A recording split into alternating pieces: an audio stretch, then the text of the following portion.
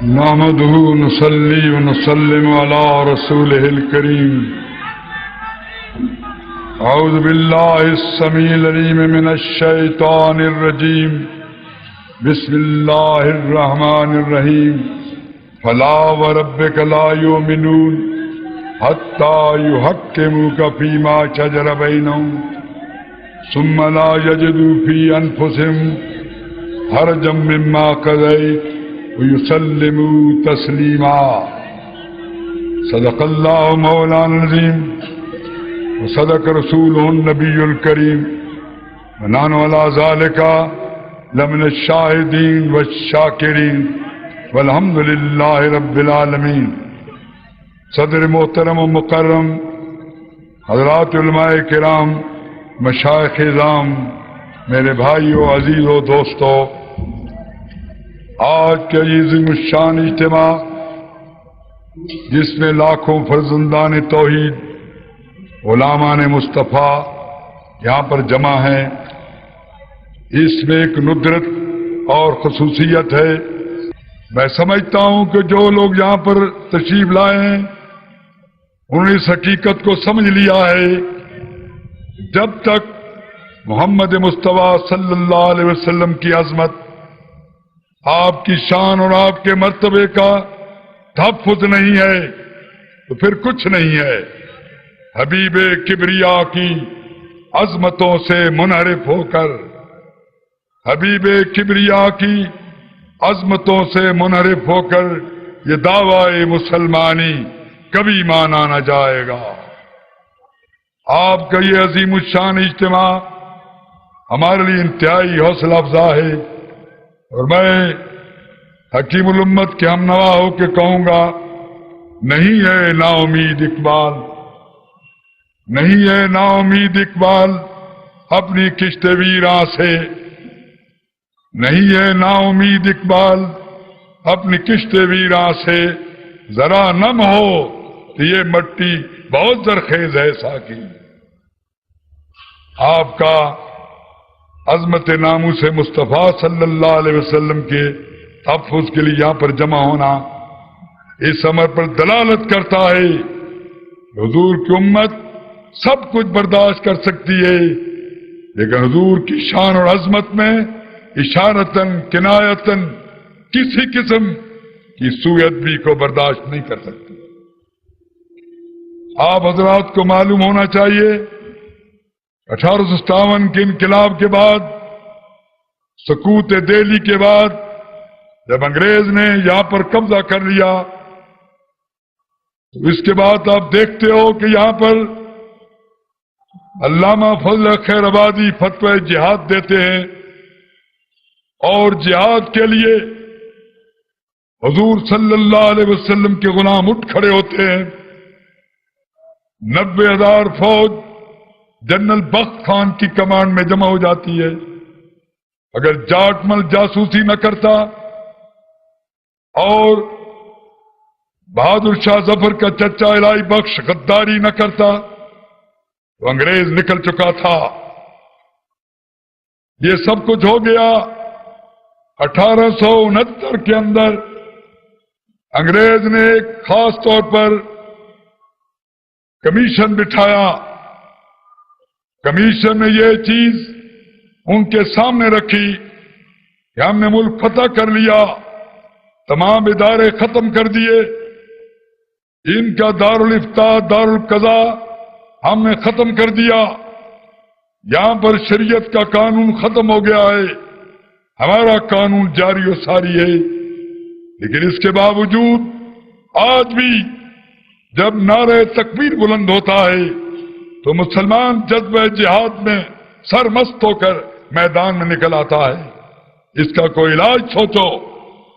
اس commission کے اندر بڑے بڑے سول آفیسر تھے، پادری بھی تھے، ان کے ذمہ یہ کام لگایا گیا، ایسی تجویز سوچو، ایسا پروگرام بناؤ کہ مسلمانوں کے اندر یہ جذبہ جہاد ہے یہ ختم ہو جائے، اور اس طرح مر مٹنے کے لیے جو تیار ہو جاتا ہے یہ جذبہ اس کے اندر سے نکال دیا جائے.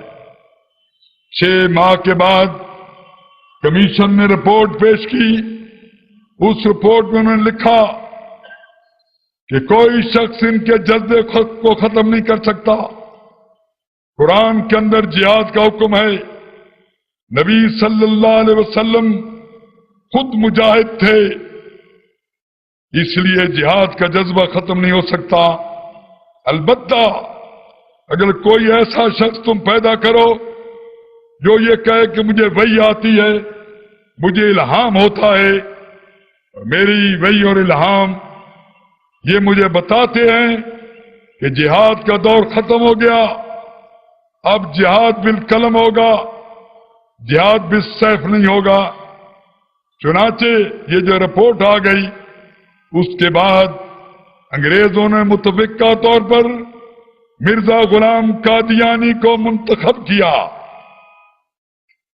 مرزا غلام قادیانی یہ خود تسلیم کرتا ہے کہ میں انگریزوں کا خود کاشتہ پودا ہوں، میں ملکہ وکٹوریہ کے نور سے پیدا ہوا ہوں. انگریز پتہ نہیں سسری کا نور کہاں سے تھا، اور یہ اس نے کہا کہ انگریز الامر ہے، انگریز کی اطاعت خدا اور رسول کی اطاعت ہے. اور ایک شاعر نے اس کی اس تصور کو یوں پیش کیا، قسم ہے قادیاں کے گل رخوں کی گل ازاری کی، قسم ہے قادیاں کے گل رخوں کی گل ازاری کی، غلام احمد کی الماری پٹاری ہے مداری کی. چنانچہ مرزا غلام قادیانی نے یہ فتویٰ صادر کیا کہ جہاد بالسیف کا زمانہ گیا، اب چھوڑ دو دوستو جہاد کا خیال، دین کے لیے حرام ہے اب جنگ اور قتال. چنانچہ انگریز نے اس کے ذریعے سے مسلمانوں کی غیرت کو ختم کرنے کے لیے، جذبہ جہاد کو کچلنے کے لیے یہ سارا سامان کیا.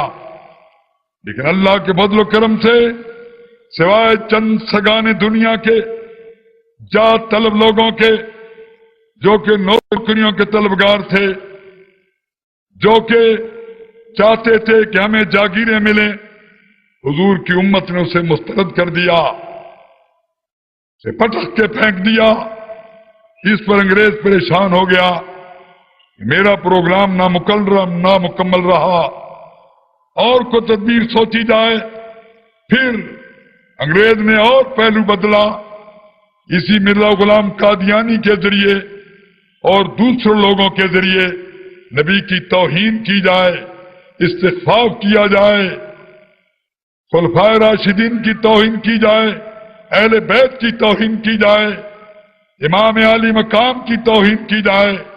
چنانچہ اس مرزا غلام قادیانی نے کہا کہ حسین کے ذکر کو چھوڑو، نعوذ باللہ ثم نعوذ باللہ وہ گوں کا ڈھیر ہے، میرا ذکر کستوری ہے. مردہ علی کو چھوڑو، میں زندہ موجود ہوں، مردہ خلافت کی کوئی ضرورت نہیں ہے. اس قسم کی خرافات انبیاء کے متعلق، اولیاء کے متعلق اس نے بیان کی. اس سے بھی مسلمانوں کے قائد کو مسخ کرنے کے لیے جدوجہد کی. یہ فتنہ 1908 سے شروع ہے، یہ سب کچھ ہوتا رہا. علماء مناظرے کرتے رہے، تردید کرتے رہے، مشائخ نے رد پیش کیا، اعلی حضرت عظیم البرکت نے رد پیش کیا، پیر گولڈوی نے رد کیا، دوسرے علماء اور مشائخ نے رد کیا، علماء آرام نے رد پیش کیا. یہ بات ہوتے ہوتے لیکن ان لوگوں نے سرکار دربار میں یہ اثر حاصل کر لیا تھا کہ اعلی فوجی عہدے ان کے پاس آ گئے، نیوی کے، ایئر فورس کے، آرمی کے بڑے بڑے آفیسر ان کے پاس آ گئے. ان کے دماغ میں یہ خلل پیدا ہوا، اس طریقے سے ہم پاکستان پہ قبضہ کر لیں. ایک سکیم یہ بھی آئی کہ بلوچستان کی کچھ آبادی 5-6 لاکھ ہے، یہاں پر ہم قبضہ کر لیں اور اس طریقے سے اپنے آپ کو یہاں پر مرتکز کر کے آگے پھیلیں گے. اسی سے دماغ خراب ہوا. وزیر خارجہ کا ظفر اللہ کا قائد اعظم کی نماز جنازہ نہیں پڑھی اس نے. جب اسے کہا گیا کہ تم نے نماز جنازہ کیوں نہیں پڑھی، اس نے جواب دیا کہ سمجھ لو ایک مسلمان نے کافر کی نماز نہیں پڑھی یا ایک کافر نے مسلمان کا جنازہ نہیں پڑھا. بات میں آپ کے سامنے طویل نہیں کرنا چاہتا، بتانا یہ چاہتا ہوں کہ جب 1952 کے اندر بیسک پرنسپل کمیٹی کی رپورٹ آئی، BPC رپورٹ، جس کے اندر یہ چیز درج تھی کہ پاکستان کے آئین میں کتاب و سنت کی بالادستی ہوگی، کتاب و سنت کی بالادستی کے موقع پر مرزا غلام قادیانی کی امت نے اس بات پر اصرار کیا کہ قرآن کے بعد جب سنت کی بات آئے تو مرزا غلام قادیانی کی سنت کو بھی شامل کیا جائے. چنانچہ اسی بیسک پرنسپل کمیٹی کی رپورٹ کے بعد اور ظفر اللہ کے اس گھناونے گندے پروگرام کے بعد کہ پاکستان پہ قبضہ کر لیا جائے، یہاں پر سن 53 کے اندر تحریک تحفظ ختم نبوت چلی. تحریک تحفظ ختم اس زور سے چلی، حکومت عاجز آ گئی اور یہاں پر ماشاءاللہ لگ گیا. کئی علماء کو شہید کر دیا گیا، گولیوں کی بوچھاڑ کی گئی، شہداء کے نام تک نہیں بتائے گئے.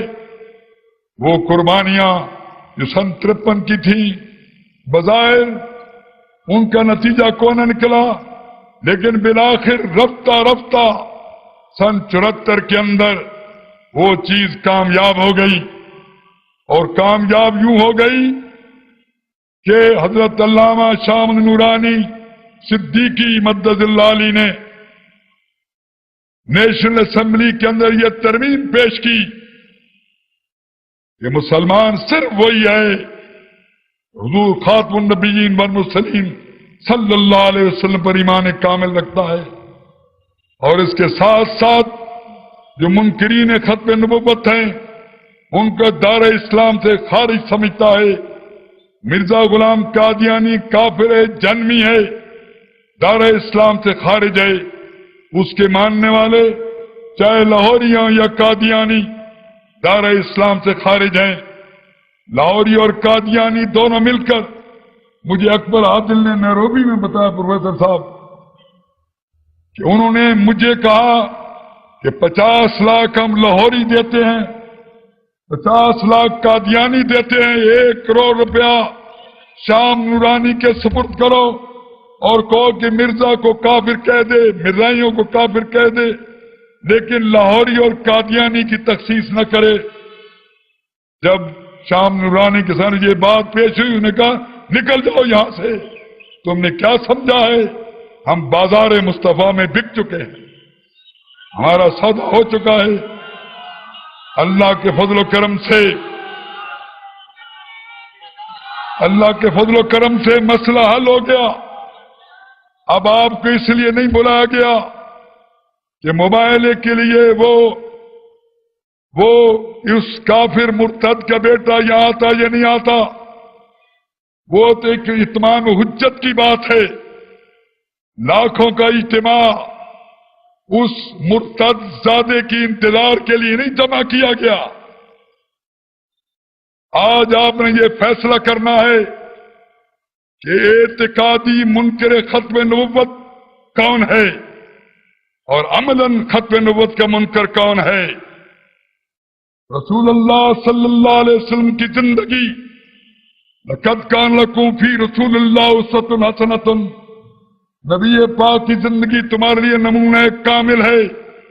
یہ نہیں فرمایا کہ صرف مولویوں کے نمونہ کامل ہے، یہ بھی نہیں کہا صرف سپاہیوں کے نمونہ کامل ہے، تم سب کے لیے نمونہ کامل ہے. ایک چپراسی سے لے کے صدر مملکت تک، ایک عام سپاہی سے لے کر کمانڈر ان چیف تک، ایک ان پڑھ مسلمان سے لے کر علامہ اجل عارف کامل تک، حضور کی زندگی نمونہ کامل ہے. کیونکہ حضور صدر مملکت بھی تھے، کمانڈر ان چیف بھی تھے، قاضی القضات بھی تھے، معلم بھی تھے، مدرس بھی تھے. اور آپ غریبوں کے ملجا اور ماوا، امام اور مقتدا تھے. اس لیے ختم نبوت کا معنی یہ ہے کہ تمہاری معاشرت، تمہاری تہذیب، تمہارا تمدن، تمہاری معیشت، تمہاری سیاست بھی حضور کے نقش قدم پر ہوگی. یہ نہیں ہے کہ کوئی تو غلام بن جائے روس کا، کوئی غلام بن جائے امریکہ کا، کوئی پیروکار بن جائے فرنگ کا.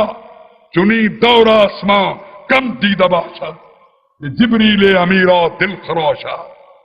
یہ خوش دہرے بنا کر دنداں جا پرستد مومنو کافر تراشد. مطلب یہ ہے کہ آج علل حضور کی تہذیب اور تمدن کا انکار، اہل بیت کی معاشرت کا انکار، خاتون جنت کی تہذیب اور تمدن کا انکار، آپ کے اخبارات میں روزانہ بے پرد اور بے حیا عورتوں کی تصاویر، یہ بھی ختم نبوت کا انکار ہے. کیا سمجھتے ہو اس کو؟ تمہاری معیشت، تمہاری سودی معیشت، تمہارا یہ سارا کاروبار، یہ استحصال، یہ جو یہاں پر سٹہ بازی ہے، یہ جو نفع خوری ہے، یہ سب چیزیں جس نے حضور صلی اللہ علیہ وسلم غصف علیہ سمنا، یہ دھوکہ دیا ہم میں سے نہیں ہے. یہ سارا تمہارا جو چلن ہے، یہ تمہاری سیاست ہے، تمہارا سب کچھ ہے، یہ عملاً ختم نبوت کا انکار ہے.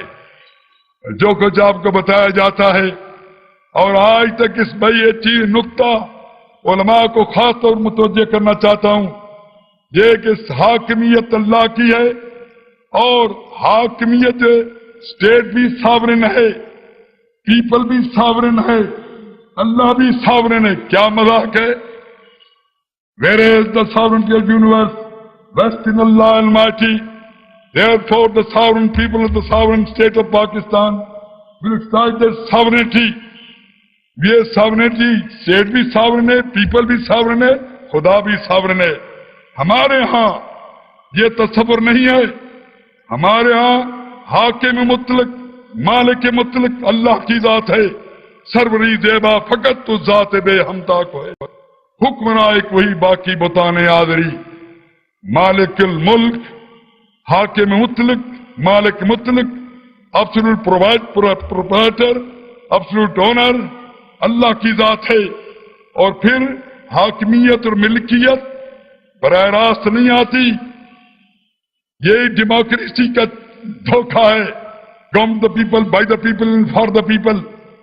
آپ کے پاس اگر آتی ہے ملکیت اور حاکمیت تو وقت کے نبی کے ذریعے آتی ہے، اور پھر اللہ کے آخری نبی حضور محمد مصطفیٰ صلی اللہ علیہ وسلم اللہ کے آخری نائب ہیں. حاکمیت اور ملکیت مطلقہ حضور کی نیابتاً و امانتاً آئے گی. اس سے آپ کی حکومت بھی بے خبر ہے، آپ کے ادارے بھی بے خبر ہیں. میں سمجھتا ہوں سیدنا صدیق اکبر جب کسی نے کہا یا خلیفۃ اللہ، لا انا خلیفۃ الرسول، کسی نے کہا ہے خلیفۃ اللہ، نے کہا نہیں میں خلیفۃ الرسول ہوں.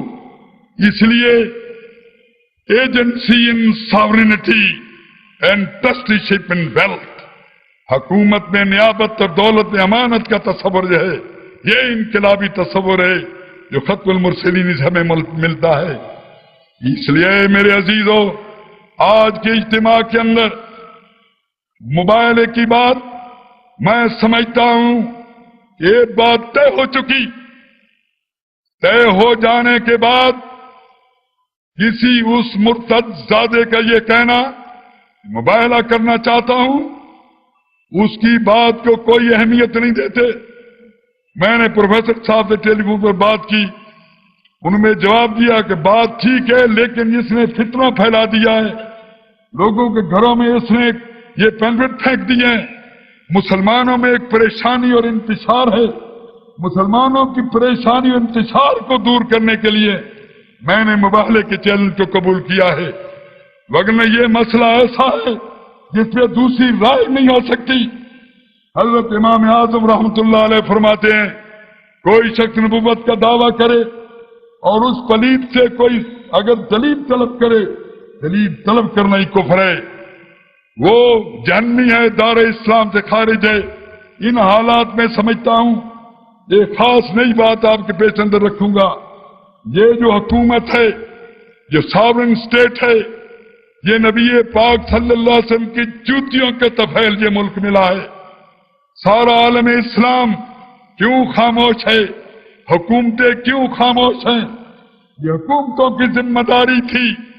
ہماری حکومت جواب دیتی اور برٹش گورنمنٹ کو کہتی اگر کوئی آدمی یہاں پر آپ کے ملک کے اندر روسی جاسوس آ جائے اور روسی جاسوس یہ کہے کہ میں سٹیزن ہوں یہاں پر یو کے کا، میں برٹش سٹیزن ہوں، میں یہاں کا شہری ہوں، تم اس کو نیشنلٹی دو گے؟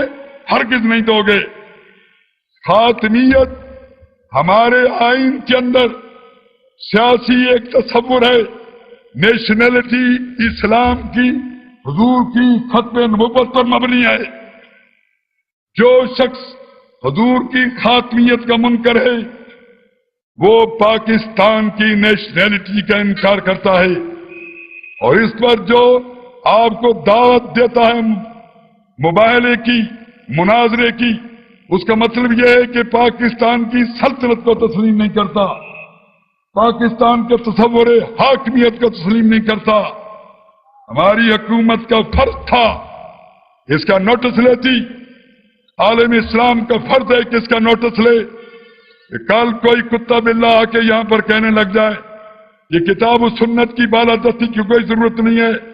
ہمارے ملک کے اندر بھی روس کے جاسوس، امریکہ کے جاسوس اور بھارت کے گماشتے یہ بکتے پھرتے ہیں. یہ کتاب و سنت کی بالادستی نہیں چاہیے اور سیاست کے مذہب سے کوئی تعلق نہیں ہے. یہ حکومت کا فرض ہے. حکومت کی پہلی ذمہ داری ہمارے عقیدے اور ایمان کا تحفظ ہے. ہماری عقیدہ اور ایمان کا تحفظ نہ ہو، پیچھے ایک لا اینڈ آرڈر کا مسئلہ تھا، حکومت کی ذمہ داری تھی. پروفیسر طاہر القادری نے حکومت کو پریشرائز کرنے کے لیے آپ لوگوں کو یہاں پر جمع کیا. وہاں پر خانوادہ غوث الاعظم رضی اللہ تعالیٰ عنہ کے شہزادوں کے ساتھ جو ہوا، حکومت کا فرض تھا. کوئی یہاں جلوس نکالنے کی ضرورت تھی؟ کوئی جلوس نکالنے کی کوئی ضرورت نہیں تھی. حکومت کی ذمہ داری تھی کہ لا اینڈ آرڈر کے مطابق ان ظالموں کو پکڑ کے اپنے کردار تک پہنچاتی. اسی طرح ہم دیکھ رہے ہیں حکومت جو ہے اپنی ذمہ داریوں سے مجرمانہ غفلت برت رہی ہے. اس لیے آپ حضرات جو یہاں جمع ہوئے ہو یہ انقلابی تصور بھی لے کے جاؤ. بس خدا برما شریعت ختم کر، بر رسول ما رسالت ختم کر، رونق ازما محفلی ایام را او رسول را ختم اقوام یا خدمت ساکی گریب آمان ہاتھ داد مارا آخری جامع کے داشت. لا نبی آبادی زیسان خداست پردے ناموس دین مصطفیٰ. عزیزان ملت، میں آپ کے سامنے جو اگر کوئی بات، کوئی کنٹریبیوشن ہے تو یہی ہے کہ پروفیسر صاحب نے اتمام حجت کے طور پر دعوتی وگن اس پلیت کو منہ لگانا ہم اپنی توہین سمجھتے ہیں. مناظرے کی، مباہلے کی بات نہیں ہے، یہ طے شدہ بات ہے. ہم کسی پلیت کو اجازت نہیں دیں گے کہ ہمارے نبی کی ختم المرسلینی کو مابین حزب محبن نظام بنا کے موٹ پوائنٹ بنا کر ہم سے مناظرہ کرے، وہ طے شدہ بات ہے. دل بمحبوب حجازی بستیں زیجیت با یکدگر پیوستیں. اس لیے میں سمجھتا ہوں یہ حکومت رسول اللہ صلی اللہ علیہ وسلم کی ناموس کا تحفظ کرے اور خود برٹش گورنمنٹ کو کہے کہ تم نے اپنی مانوی اولاد کو، جس کو ہم نے اس کو نمایاں کر کے تمہارا پالتو جو تمہارا یہاں پر خود کاشتہ پودا، اس کی ذریات جو ہمارے جاسوس تھے، پاکستان کے دشمن تھے، اکھنڈ بھارت چاہتے تھے، پاکستان کو مٹانا چاہتے تھے، جس نے توہین کی انبیاء کی، توہین کی ہے اولیاء کی، توہین کی ہے نبی پاک صلی اللہ علیہ وسلم کی، حضور کی توہین، انبیاء کی توہین، اولیاء کی توہین، ہمارے تصور جو ہے پاکستان کا، نظریہ پاکستان، اس کا ابطال ہے. اس لیے حکومت پاکستان کو نوٹس لینا چاہیے اور تحفظ کرے. اور آپ لوگ جو جمع ہوئے ہو اسی جذبے سے سرشار ہو کر جاؤ. ہمارا کوئی حکمران، کوئی وزیر، کوئی بس اقتدار شخص، اس کی زندگی جب تک حضور صلی اللہ علیہ وسلم کے نقش قدم پر نہیں ہوتی، اعتقاد کچھ ہی اس کا کیوں نہ ہو، عملاً وہ منکر ختم نبوت ہے. اس عملی اور منافقت، یہ جو نفاق ہے، اسی سے نجات حاصل ہو جائے. اس اجتماع کے اندر اگر آپ یہی جذبہ لے کے جاؤ، حضور صلی اللہ علیہ وسلم کے نقش قدم پر نہیں ہے، وہ ہمارا نہیں ہے. یہ دائران حریم مغرب لاکھ برابر بنے ہمارے، بھلا مجھے ان سے واسطہ کیا جو تجھ سے ناشنا رہے. اس لیے حاصل کلام یہ ہے بمصطفیٰ برساں خیش را کہ دی ہماؤس اگر بہو نہ رسیدی تمام بولا حدیث.